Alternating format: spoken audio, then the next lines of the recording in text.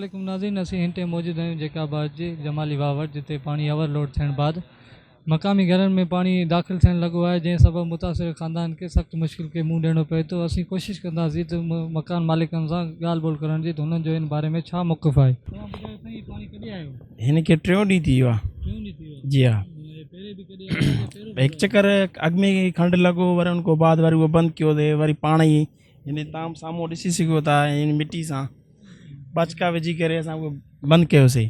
ठीकु आहे, उन खां बाद वरी राति 1 बजे वरी खंड लॻो आहे। पहले थोरो हुयो, हाणे ॾिसो था पाण सूरत हाल तव्हां पाण ॾिसी सघो था।